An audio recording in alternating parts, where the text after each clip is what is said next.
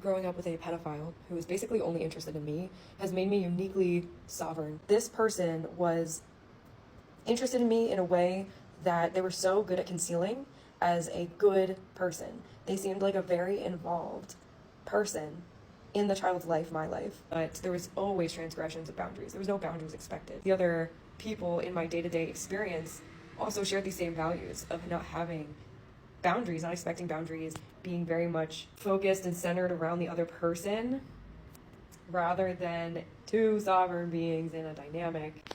That made me so disconnected from who am I, what do I want, how do I know what I want, how do I say what I want, how do I be a person of society who cares and loves for other people, but I'm here for me and I'm here to make sure that I'm good.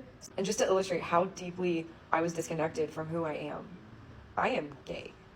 I am extremely queer, maybe bisexual, who fucking knows, but I know that I deeply love women and non-binary people, and I knew that finally at 27. You know, when in my early years I had a suspicion, but I didn't own.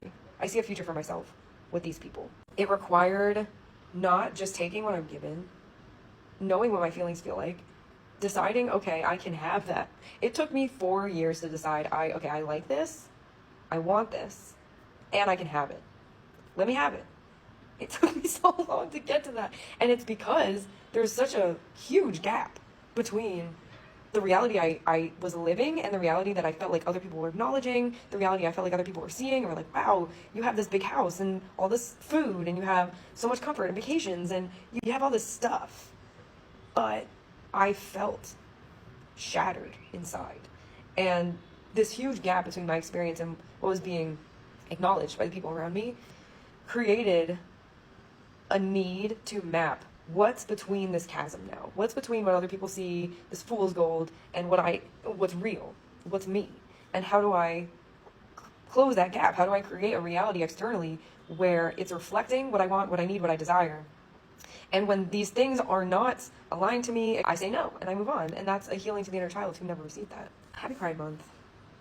And if you experience this growing up, just know that it does get better.